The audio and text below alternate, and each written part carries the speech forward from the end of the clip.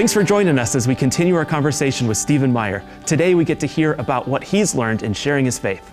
You know, Stephen, there's a lot of people who are watching right now that have family or friends who are not saved, and they want to know how can they share their faith with them. And I think kind of base it on with science as well with that. But how would you say that you would witness to someone coming from someone who might be an atheist, or they just don't believe in God at all, or they might be a deist, or, kind of go down that road of how you would, talk to those people? Well, right. And, you folks know I am a professing Christian and try to be a biblical Christian. Sure. I believe the Bible's witness. And so I work in an interesting nexus of people. Not everyone, a number of the scientists who are sympathetic to intelligent design are not necessarily Christians. And so the theory of intelligent design that we've been promoting is a scientific theory, we think, that challenges the Darwinian view of things. But as I explained in my most recent book, I think when we look at the evidence from not only biology, which points to a designing intelligence of some kind, but also the evidence from physics, which points to the evidence of fine-tuning that points to a kind of transcendent fine-tuner, and the evidence that we have that the universe had a beginning.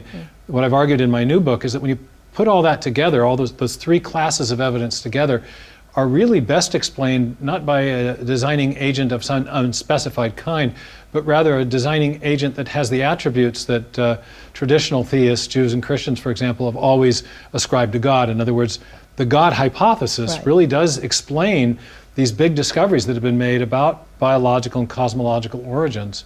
Now, I've spent 35 years of my life or more thinking about that and developing this argument, so I'm a little bit uniquely positioned to be able to share that and explain that. And I often get in very interesting conversations on airplanes when people look and see over my shoulder something about my PowerPoints. They want to know, well, what's that? And I tell them, well, it's a little miniature machine in cells, and off we are to the races. I'm having a conversation about these kinds of topics. But I really sympathize with people who want to share their faith. I did it very, very badly in my 20s. I felt an urgency to share it because I am a convinced Christian. I think I'm very compelled by the person of Christ.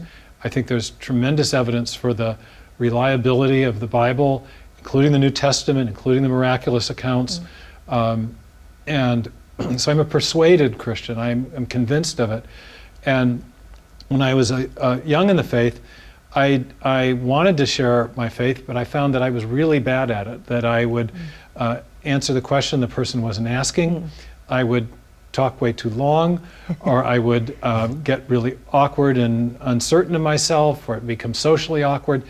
And I just didn't have an effective way of conveying what I thought was true, or asking the right questions.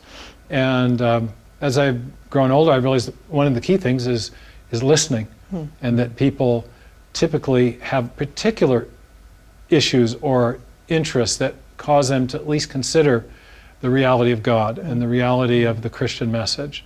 But also I found as a professor, for me, this is where I really started to find an effective way to share my faith. And that was, I developed a course called Reasons for Faith that was built around three questions. Does God exist? Is the Bible reliable?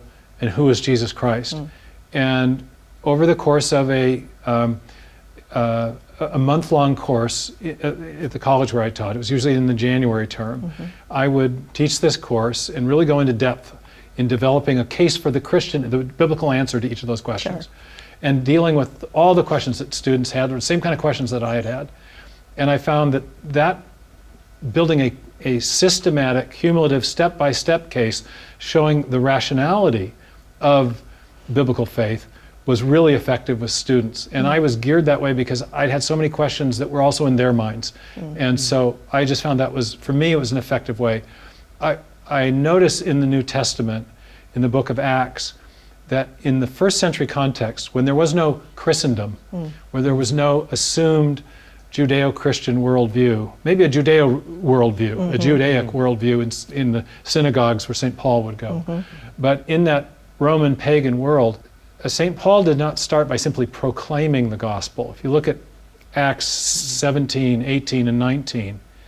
Instead, what he did was he presented many convincing proofs. He argued and persuaded. The number of persuasion words that are in those chapters where it records how he is sharing the Christian message in different pagan cities. It's really impressive. What we call apologetics today was integral to his mode of gospel presentation. He didn't just state the gospel or proclaim the gospel. He argued for the reality of God and the messianic identity of Jesus Christ. Right. And so I think in our culture today, where we are post-Christian largely, and we have this secular friends, we can't start by simply asserting things, hoping that they will already have a basis of belief. We have to start by sharing evidence for the very most foundational aspects of our belief and worldview, for the reality of God. Maybe even before that, for the reality of a designing intelligence behind the universe of some kind, and then kind of reason through the different options. And that's what I have found personally to be most effective. Now, obviously, not everyone can spend 35 years working in science and philosophy to get to that point, but people can acquaint themselves with the resources that are out there. Lee Strobel has written these wonderful books that are very accessible, where he interviews experts on different aspects of the case for a creator, or the case for the reliability of the Bible, or the case for Christ.